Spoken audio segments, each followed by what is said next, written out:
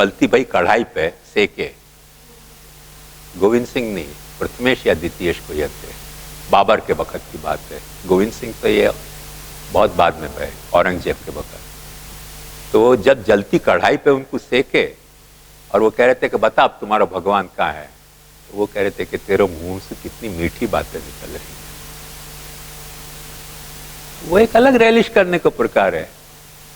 वो सीख रहा है कढ़ाई पे और वो सीख रहे हैं खुद, और वाकू कह रहे हैं कि ओ पंजाबी में मुझको बोलना नहीं आता, पर पंजाबी में बोलने का मतलब है कि तेरे बोल कितने मीठे हैं, ऐसे कह रहे हैं। वो ठीक है, वो संत पुरुष थे। मैं बात तेरे से रैलिश नहीं करूं, मैंने वो अपड़ पंडित क्यों नहीं कही कि तेरे बोल कितने मीठे हैं। वाने मुझको श्यापू बाबा की, मैंने उनको अपड़ पंडित कही। वाने मुझको कही कि ऐसे तुम जो गधा तो ना क्या धेनुकासुर हो, मैंने कही तू बकासुर है। ठीक है तुम मुझको धेनुकासुर कह रहे हो तो मैं तुमको बकासुर कह रही हूँ। वहां को श्लोक भी मैंने बता दियो कि भगवान को निगल जाना चाह रहे हो बक यमुना के किनारे पे बैठ के। यमुना के किनारे पे बगलाए बैठे कि नहीं, उनको मच्छी नहीं मिली करके भगवान को निगलना चाह रहे हो, पुष्टि प्रभु को। वो श्लोक भी बना के वहां भिजवा दिया। वही तरह से तो रैलिश होगा कि नहीं। हमें कोई संकोच की या शर्म की बात नहीं है। वो संत पुरुष वह ढंग से रैलिश करे, मेरे जैसे दुष्ट पुरुष याद तरह से रैलिश करे, पर रैलिश तो करे। सबकी रैलिश करने के प्रकार अलग अलग हो सके। आयो ख्याल में, जैसे क्राइस्ट को जब वक्त क्रूसिफिकेशन की हो, वो अपने क्रूसिफिकेशन को बाइबल कहे कि क्राइस्ट रैलिश कर रहे हो, और रैलिश कर रहे हो तो कितने हद तक कि वाके साथ दो चोरन को भी क्रूसिफाई किया तो, और चोर वह क्राइस्ट को तो ना मार रहे थे। अब तू कह रहे हो कि तू भगवान को बेटा है, अब कहां गए तेरे भगवान। और वह वक्त क्राइस्ट के मुंह से बात निकली कि भगवान इनको तू माफ कर, ये क्या कह रहे हैं इनको समझ नहीं आ रहे, पर तू मोकू क्यों भूल गया ये बता। तो अपने क्रूसिफिकेशन को क्राइस्ट रैलिश कर रहे हो ना, वाकई अनुभव तो प्रकट हुआ है कि इनको तो तू माफ कर दे, पर मोकू क्यों भूल गए हो। ये जो बात कह रहे हैं इनको तू भूल जा, पर मोकू क्यों भूल गया हो। इतनी तकलीफ मोकू हो रही है क्रॉस पे। तो बात यातना को भी वो रैलिश तो कर रहे हो ना। अब समझो रैलिश नहीं करते तो इनके सिख धर्म के गुरु की तरह ऐसे कहते हो कि वो बहुत मीठी बात है, ऐसे नहीं। वाकू दुख भयो, क्रूसिफिकेशन को वाकू दुख भयो, और वाने वह दुख को रैलिश करके ये उद्गार निकाले। तो प्रकार तो अलग अलग हो सके हैं, कोई कैसे रैलिश करे, कोई कैसे रैलिश करे। वहां में अपने को चिंता की बात नहीं है। सबके अपने अपने अपनी अपनी मानसिकताएं हैं, और वह मानसिकता के हिसाब से हर व्यक्ति हर चीज को रैलिश करे। कोई के स्नेह को भी कोई संशय के ढंग से रैलिश करते हुए, कोई निश्चय के ढंग से रैलिश करते हुए, कोई घृणा के ढंग से रैलिश करते हुए। जैसे एक बात बताऊं, मेरा एक दोस्त है, वहां के घर कुत्ता है बड़ो कालो, वो कुत्ता के मारे मेरे को डर लगे बहुत। वहां घर के बच्चा है सब कुत्ता के मुंह में उंगली डाले, ये दिखाने के लिए कि गोस्वामी जी डरो मत। अरे भाई पर तुम उंगली डाल रहे हो, मेरे को डर लग रहा है, वहां को क्या करना। अब वो मैं कुत्ता को हिलाऊं नहीं, मैं पहले जाकर पहले कुत्ता को बांधो तो मैं घर में घुसूं। अब वो कुत्ता को ये पता है कि मैं वाकू स्नेह नहीं कर रहा हूं, और कोई भी आवे तो वाकू नहीं भूसे। जैसे ही मैं जाऊंगा ऐसी भूसा भूस शुरू करे जैसे कोई चोर आ गए हो, क्योंकि वाकू लगे कि जब ये मोकू स्नेह नहीं कर रहे हो तो याकू मेरे घर में आने को अधिकार क्या। और वो जितनी भूसा भूस करे ना उतना मुझको और ज्यादा डर लग जाए। अब ये मेरी समस्या है। अब बाकी समस्या है कि मैं वाकू स्नेह क्यों नहीं कर रहा हूं। बेचारे की मांग तो सच्ची है ना, हर आदमी क्या चाहे दूसरे से। एक पालतू कुत्ता अपने घर में कोई मेहमान आया, वासु क्या चाहे कि सब वाको खिलावे, बाकी पीठ सहलावे, वाकू बिस्कुट विस्कुट, पर डर लगे तो क्या करना। मैं जाते ही पहले कहूँ याकू बांधो तो घर में घुसो, नहीं तो मैं नहीं घर में घुसू। अब वाकू गुस्सा आ जाए मेरे पे कि ये कैसा व्यक्ति आ रहे हो, सब तो मुझको खिला रहे और ये मुझको नहीं खिलावे। और फिर मालिक के साथ हंस मिस के बात करो तो और गुस्सा ज्यादा हो कुत्ता को, और जितो आपको गुस्सा ज्यादा है इतना यहाँ डर और ज्यादा लगे, दिल धड़कने लग जाए मेरे, क्योंकि एक तो कालो भयंकर कुत्ता और फिर हाव हाव करे तो डर तो लगा ही नहीं। तो हर एक व्यक्ति रैलिश अलग अलग ढंग से करे है, ये बात समझ लो। हमें कोई सबको रैलिश को प्रकार एक होना जरूरी नहीं। इतनी बात आई ख्याल में? अपन जब बात कर रहे हैं या जगन्नाथ जोशी की वार्ता में, वो मैंने आपको कल ये समझाने का प्रयास किया कि पर्यावरण को हर प्राणी रैलिश करे है, क्योंकि वो पर्यावरण को प्रोडक्ट है, पर्यावरण में वो जीवे है कंफर्टेबली खुद के पर्यावरण में, और वह खुद के पर्यावरण में वो मरे भी तो कंफर्टेबली मरे है। दूसरे पर्यावरण में मरे ना तो कंफर्टेबली नहीं मरे। जैसे अपन हिमालय पे चले जाएं और ठंड के मारे मरें तो अपन कंफर्टेबली नहीं मरें, और जहां कंफर्टेबली अपने को मरना मिलते होए वो मरे भी तो अपन को, वैसे मरना दुख की बात है, पर फिर भी अपन समझ सकें कि मरना भी एक डिस्कम्फर्ट से हो सके है और कंफर्टेबली हो सके है। तो अपने पर्यावरण में जब वक्त अपन मरते होए ना, वक्त मरें तो अभी अपन कंफर्टेबल मिले। भागवतकार या को बहुत अच्छा बतावे है कि तत्पादाजम प्राप्य यदृच्छयाद्य स्वस्थ शेते मृत्यु रस्मादपेति। जो तेरे चरण कमल को प्राप्त कर ले है, जो तेरे चरण कमल को प्राप्त कर ले, वाकु मृत्यु आवे तो वाकु कंफर्टेबल मृत्यु आवे। कैसी? कि अब मुझको नींद आ रही है, अब मुझको सोना है, अब मुझको सोने दो, सो जाए, कंफर्टेबली सो जाए। तत्पादाक्षम प्राप्त यदृच्छयाद्य स्वस्थ शेते, एकदम चैन से सो जाए। अब मृत्यु समझ रही होगी कि मैं मृत्यु, पर वो तो समझ रहे हो कि नींद आ रही है मुझको। जैसे सुबह थक गए हो तो नींद आई थी, ऐसे या जन्म में मैं थक गया हूं तो या जन्म की थकान की मुझको नींद आ रही है, आते जन्म में पाछो जग जाऊंगा। ये वाकू कंफर्टेबल मृत्यु हो जाए, और जाकू याद करे कि कंफर्टेबल मृत्यु नहीं हुआ है, दूसरे पर्यावरण में चले जाए तो डिस्कंफर्टेबल मृत्यु हो जाती है कि भाई ये कहाँ फंस गया के।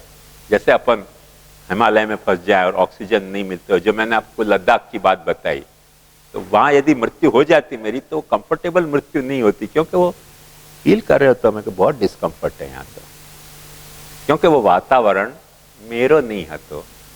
तो व्यक्ति को पैदा होना अपने पर्यावरण में कंफर्टेबल होवे है, व्यक्ति को जीनो अपने पर्यावरण में कंफर्टेबल हुए है, व्यक्ति को मरना भी अपने पर्यावरण में कंफर्टेबल हुए है।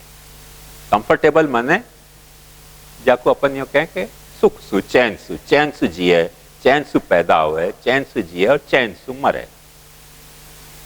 आयो ख्याल? यहां राजस्थान में तो एक ऐसी नहीं 25 कथाएं ऐसी हैं कि शादी होने के बाद अचानक युद्ध हो गया और जो वर राजा तो वो लड़ने जा रहे हो तो, और वाकू तकलीफ हो रही थी कि अभी तो शादी भई, अभी लड़ने कैसे जाऊं, और यहाँ की राजपुतानी ने कही कि तेरे को तकलीफ हो रही है तो ले गर्दन काट के ले जा, लड़ाई कर जा। राजकुमारी ने अपने हाथ से अपनी गर्दन काट के अपने पति को दे दी कि तुमको लड़ने में तकलीफ नहीं हो गई। अब वो राजकुमारी को क्या डिस्कंफर्टेबल मृत्यु होती है? नहीं, उनकी मौत भी कंफर्टेबल मौत है। कोई की जीवन भी कंफर्टेबल नहीं हुआ है, कोई की मौत भी या तरह से कंफर्टेबल हो सके। महारानी लक्ष्मीबाई को 17 के 20 कुछ घाव होते शरीर पे, कंफर्टेबल है, लड़ना मुझको अपने बच्चा के लिए लड़ना, मैंने लड़ना है, घाव से क्या फर्क पड़े। तो कोई के घाव भी कंफर्टेबल हुए, कोई के जो है वो घाव कंफर्टेबल नहीं हुए। मेरे दादाजी की मैं एक कथा जानूं, आपको सुनाऊं, आपको आश्चर्य होगा। हमारे दादाजी की एक भगत थी, वाकु ये भ्रमणा हो गई कि दादाजी पुरुषोत्तम है। तो दादाजी के चरण में तुलसी समर्प जाती है, आज दादाजी गालियां देते, सब तरह की गाली, बद्दी सुबद्दी।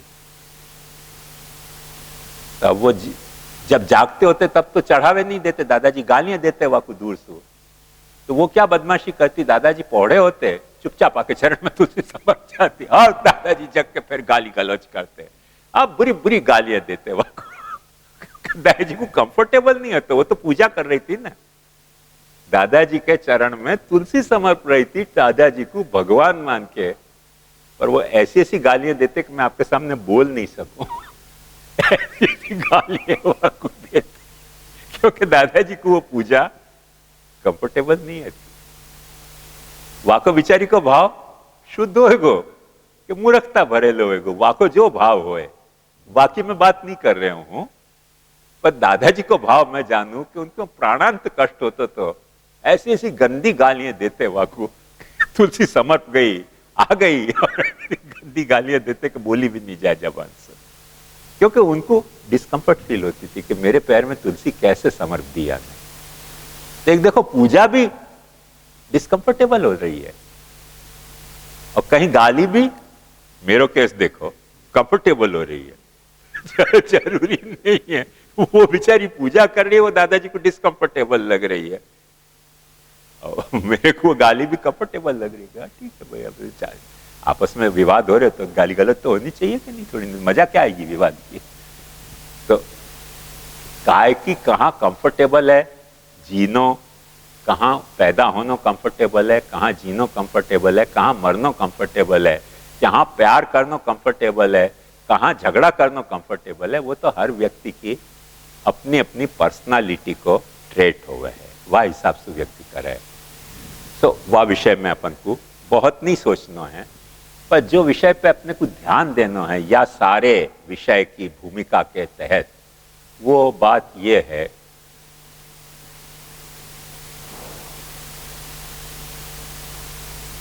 कि ये जो पर्यावरण की बात है, वो पर्यावरण अपने में कितने तरह से काम करे है, वो मैंने कल आपको बताया कि वो अपने पर्यावरण को मतलब क्या, अपने चारों ओर को माहौल, पर्यावरण, अपने चारों ओर को माहौल जो अपने को घेर के रखे है।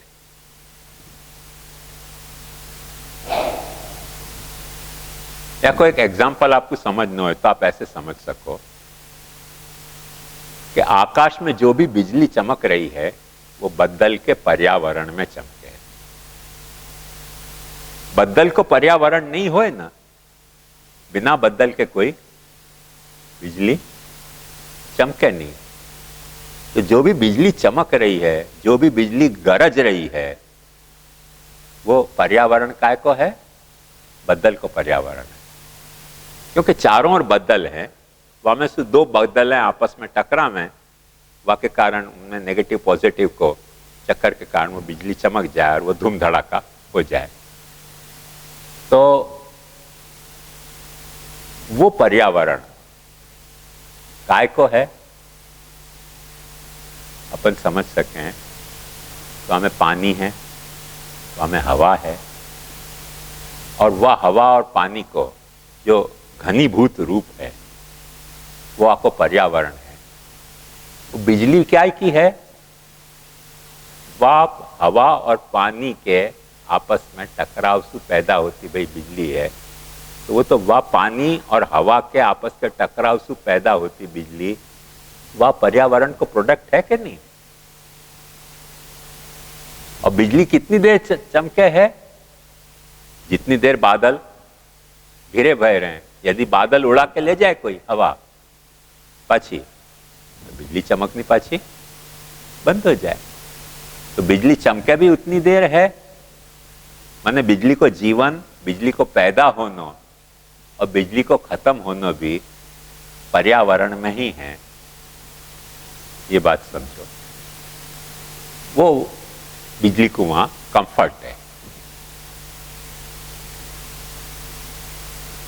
ये बात मैं आपको याद ये समझा रहा हूं,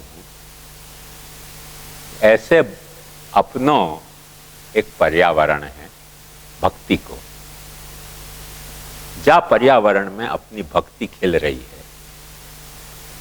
भक्ति के ठिकाने पर बिजली समझ लें, कि अपने मन में, अपने हृदय में, अपनी आत्मा में कोई भक्ति की बिजली चमक रही है, तो कोई तो मेघ श्याम होएगो ना, घनश्याम तो कोई ना कोई तो होएगो ना, कोई ना कोई घनश्याम को पर्यावरण तो होएगो ना, तब तो ये बिजली चमक रही है। यदि घनश्याम को पर्यावरण नहीं है तो भक्ति की बिजली चमक कैसे रही है, कहां से चमक रही है? भक्ति की बिजली हो, दूसरी बिजलियां दूसरे वास्तु चमक रही हैं, पर ये भक्ति की जो बिजली है वो चमक कहां से रही है? वो जो चमक रही है, तो जैसे बिजली के चारों ओर बदल है, बिजली व बदल को प्रोडक्ट है, और बिजली की जीवन और बिजली की स्थिति भी उन बदलन में है, बदल के बाहर नहीं है।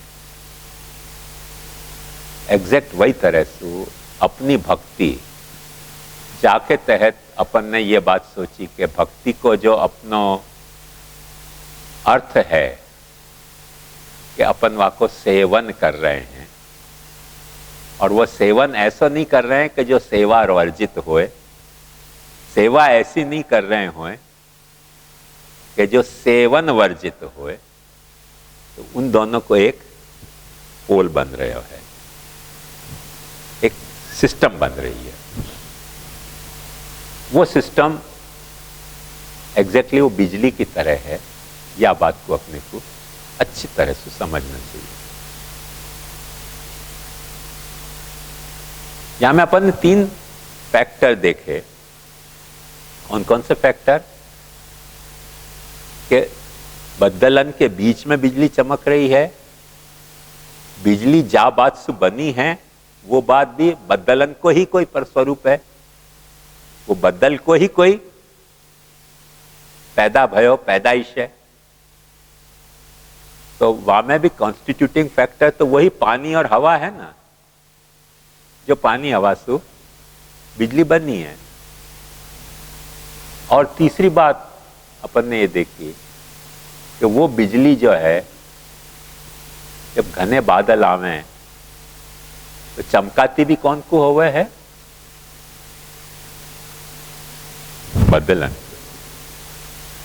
तो बिजली से चमक कौन की बढ़े है? बदल जो अपने आप चमक नहीं सकते हुए है, वह कुछ चमकावे कौन है? वही बिजली। वो बिजली के कारण बदल चमके।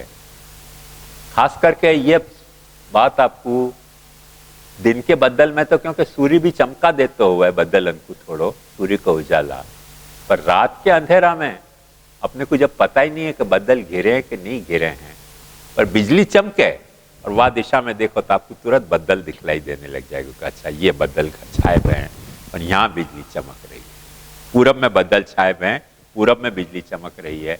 पश्चिम में बदल छाए हुए हैं, पश्चिम में बिजली चमक रही है। तो बदल को दर्शाने वाला कौन है? बिजली।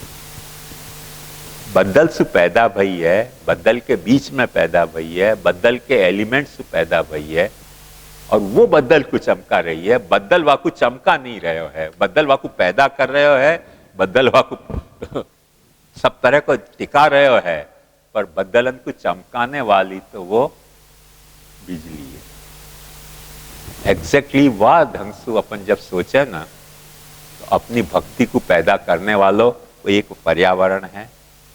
वो भक्ति जासु पैदा भई है, वो वह पर्यावरण को ही प्रोडक्ट है। और भक्ति जब वह प्रोडक्ट से पैदा भई है, वह पर्यावरण को वो चमकावे तो भक्ति है, नहीं तो काय की भक्ति? भलती चीज को चमकाती हो, पैदा यहां भई और बाबा सोवे या घर में टांग पसारे वह घर में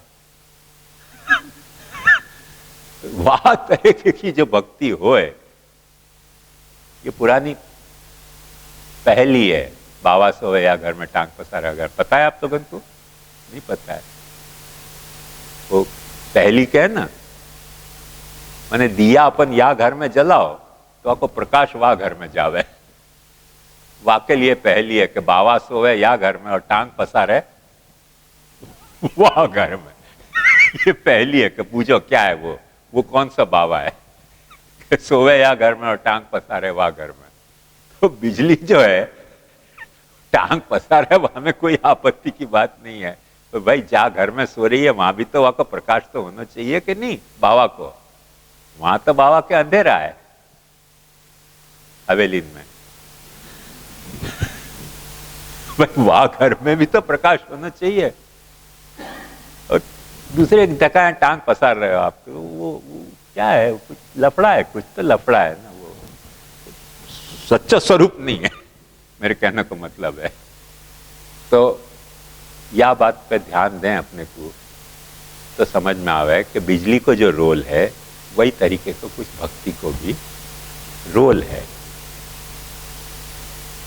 रोल है कैसो, ये बात मैं क्यों कह रहा हूं कि जा वातावरण में आपकी भक्ति पैदा भई, जा वातावरण में, जा कारण से आपकी भक्ति पैदा भई, जा वातावरण में पैदा भई, वाह वातावरण और वाह कारण को चमकानो, माने भक्ति के द्वारा प्रोवाइडेड सर्विस वहां होनी चाहिए कि दूसरे ठिकाने होनी चाहिए?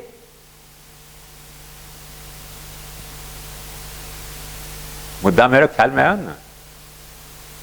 बाबा सोवे या घर में टांग पसारे वहां घर में नहीं है। आज वैष्णव क्या समझ रहे है कि ब्रह्म संबंध हम ले लेंगे, सेवा करेंगे हवेली में। भाई तो बाबा सोवे या घर में, टांग पसारे वहां घर में हो रहे हो ना। भाई जा घर में जो तुम्हारे माथे ठाकुर जी विराज रहे हो है, जो ठाकुर जी तुमको पर्यावरण पैदा कर रहे हो भक्ति पैदा करने को, वाके प्रति सेवा के दूसरी की सेवा, सेवा कहां होगी? बिजली चमकाएगी काय को? बाबा सोवे या घर में, टांग पसारे वहां घर में, तो फिर तो दिया ही क्या कम है, तो बिजली की क्या जरूरत है? तो या रहस्य पर ध्यान देने की जरूरत है। और जब या रहस्य पर अपन ध्यान दें तो अपने को महाप्रभु जी की सिद्धांत मुक्तावली और भक्ति वर्धनी की आपसी जोड़ मेल क्या है वो अपन समझ सकें कि भक्ति वर्धनी में कही गई बात जो है वो भाव है, और सिद्धांत मुक्तावली में कही गई बात जो है वाको अनुभव है। जो भाव है वासु अनुभव है, जो अनुभव है वाको कॉरेस्पॉन्डिंग वहां भाव है। और यह बात को समझाते भय अभी मैं भक्ति वर्धिनी पर नहीं जा रहा हूं, तो आपको सिद्धांत मुक्तावली पर थोड़ा ध्यान आकृष्ट करना चाह रहा हूं कि सिद्धांत मुक्तावली या पर्यावरण को कैसे समझा रही है। महाप्रभु जी ने आपने जो सवाल किए हो और तेरो भी जो सवाल कि जो प्रवाहेण क्रिया रहता है, ये मुझको सवाल या लिए पसंद आयो। ये सवाल वो जंपिंग पैड है जहां पे सुपन सिद्धांत मुक्तावली में डाइव लगा सके। ये सवाल वो जंपिंग पैड है। स्विमिंग पूल में एक पटिया हुआ है, वहां पे जंप लगा के और अपन डाइव लगा में। ये सवाल वह तरीके को जंपिंग पैड है कि जहां पे अपन सिद्धांत मुक्तावली के स्विमिंग पूल में डाइव लगा सके। और वो डाइव लगे तो अपने को स्विमिंग पूल कौन सा मिल रहा है वो अपने को देखना चाहिए। तो महाप्रभु जी ने सिद्धांत मुक्तावली की शुरुआत कैसे करी है अपन देखें। महाप्रभु जी सिद्धांत मुक्तावली की शुरुआत में, माने आखिरी सिद्धांत मुक्तावली में अपने सेव्य के 4 स्वरूप दिखा रहे हैं। एक वो कृष्ण है, एक वो ब्रह्म है, एक वो परमात्मा है, एक वो भगवान है। अब ब्रह्म जो है वह को पर्यावरण है, परमात्मा जो है वह भक्ति को कारण है। ब्रह्म जो है वह या भक्ति को पर्यावरण है, परमात्मा वह भक्ति को कारण है। जैसे बिजली को कारण मैंने आपको बताया, परमात्मा वह भक्ति को कारण है और भगवान जो है वह भक्ति के कारण चमक रहे हो है। क्योंकि भक्ति होगी तो भगवान चमकेगो, भक्ति नहीं होगी। बहुत सारे भगवान हैं हिंदुस्तान में, तो हिंदुस्तान भगवान पैदा करने को कारखाना है, मास प्रोडक्शन है भगवान को। यहां एक भगवान थोड़ी है, 2-4 चेला इकट्ठे हो जाए, भगवान भगवान भगवान, बस भगवान पैदा हो जाए। भगवान पैदा होने में देर कितनी लगे? यहाँ कोई दशरथ और कौशल्या की जरूरत नहीं है भगवान पैदा करने के लिए, ना वसुदेव देवकी के नंदराय की और यशोदा की जरूरत है। 2-4 चेला इकट्ठे हो गए, एक भगवान पैदा हो जाए। मिनिमम 5 चेला हो गए, कल भगवान तैयार, माल ऑर्डर प्लेस करो, माल सप्लाइड हो जाए भगवान होने को। ये तो बहुत मास प्रोडक्शन है कारखाना हिंदुस्तान भगवान को चाहिए जितने ऑर्डर प्लेस करो उतने भगवान अपन सप्लाई कर सके यहाँ। तो वो भगवान को सच्ची भगवत्ता कब, वह भगवान की सच्ची भगवत्ता कब? आसाराम बापू भगवान नहीं है तो क्या? बेचारे जेल में पड़े हुए भक्त ने सब क्या मौज मार रहे हैं, क्या भय हो भक्तन को? बाकी भगवान पर कहां गए हो? मेरी बात समझ में आ रही है ना आपको? तो ऐसे तो बहुत सारे भगवान हैं। हमारे बंबई में वो राधे माँ भगवान है, वो भगवती है तो भगवान की वैरायटी है ना, स्त्रीलिंग की वैरायटी है भगवान की। वो आजकल शांत हो गई है, भक्त भी सब शांत हो गए, वहां पे केस चल रहे हो। तो भगवान पैदा करना तो बहुत सरल है, 4-5 शिष्यों से भगवान पैदा हो जाए। एक ऐसा भक्त कि जो भगवान के प्रति शरणागत होए, समर्पित होए, भगवान को रैलिश करते होए, भगवान की सर्विस में होए, वासु कोई वस्तु सचमुच में भगवान बन सके। बाकी तो ये चालू खाता के चाइनीज गुड जैसे आम है के खरीदे बिना अपने को चले नहीं, क्योंकि सस्ते मिले हैं सबसे और वापरने में वो उनकी मुद्दत ज्यादा अच्छी हुए नहीं है। ऐसे भगवान तो अपने बहुत हैं कि थोड़ी मुद्दत के लिए पैदा हो जाएं, थोड़ी मुद्दत में खत्म हो जाएं। टिकाऊ भगवान नहीं है। टिकाऊ भगवान काय से पैदा होएगो? भक्ति से। एक भी भक्त यदि भक्त है तो टिकाऊ भगवान पैदा हो। गोकुलनाथ जी ने वाकई लिए बहुत अच्छी बात आज्ञा करी। गोकुलनाथ जी के वचनामृत देखे ना, कई बातें गोकुलनाथ जी के वचनामृत में इतनी गहरी सूझ की हैं कि उनके कोई भक्त ने उनको कही कि आप तो साक्षात पुरुषोत्तम हो। गोकुलनाथ जी ने कही मैं पुरुषोत्तम नहीं हूं, तुम्हारा भाव पुरुषोत्तम, मैं पुरुषोत्तम नहीं हूं, तुम्हारा जो भाव है ना ये भाव पुरुषोत्तम है।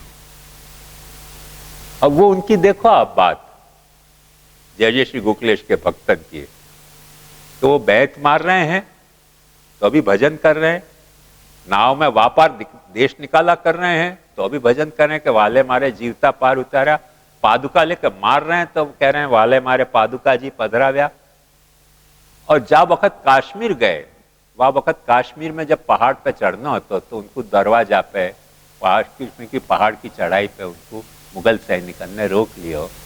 1000 आदमी के साथ कोई व्यक्ति को पहाड़ चढ़ने की परमिशन नहीं है। फिर गोकुलनाथ जी नाराज हो गए, मैं कह रहे हो तो तुमसे कि तुम मत आओ, तुम ये संप्रदाय में अड़ंगा लगा रहे हो। उनके भक्तन ने, गोकुलनाथ जी के भक्तन ने कही कि हम आपकी अब आप, क्योंकि वो इतने दिन इतनी यात्रा जब करने के बाद वो भी समझ गए कि गोकुलनाथ जी या विषय में बहुत जिद्दी हैं, वो अपनी जिद्द छोड़ेंगे नहीं, वो जिद्द छोड़ेंगे नहीं, वो जाएंगे और या में अड़ंगा लगाने को कोई सेंस नहीं है। उन सेवकन ने गोकुलनाथ जी को कही कि आप जाओ अकेले, हम आपको नहीं देंगे साथ। और वो 1000 व्यक्ति रास्ता से नहीं, पहाड़न के कच्चे रास्ता से चढ़ के श्रीनगर में पाछे 1000 इकट्ठे। जहांगीर को माथा चकरा गयो कि कौन के परमिशन से तुम 1000 आदमी यहां लाए। गोकुलनाथ जी के मुख खुद को नहीं पता है कि कहां से आ गए ये पाछे सब यहां। जहांगीर ने कही तुम झूठ बोल रहे हो। गोकुलनाथ जी ने कहा आपके जो बॉर्डर की सिक्योरिटी है उनको बुला के पूछो। जब उनको जवाब तलब किया गया तो उन्होंने कही हमने तो 2 आदमी को परमिशन दी थी और हमको भी पता नहीं है कि ये कहां से घुस गए, वो रास्ता से चढ़े ही नहीं, बंदरन की तरह पहाड़ पे चढ़ के पाछे वहां 1000 रहते और वो हल्ला मचा रहे थे। वह जमाना में 1000 आदमी इकट्ठे होना एक तरह की धमकी आती कोई को भी। आज भी जैसे सत्याग्रह तो जितनी बड़ी रैली निकले वो गवर्नमेंट को धमकी की तरह लगता हुआ है। वह जमाने में वो धमकी लगती थी, कोई 1000 आदमी इकट्ठे हो गए, अभी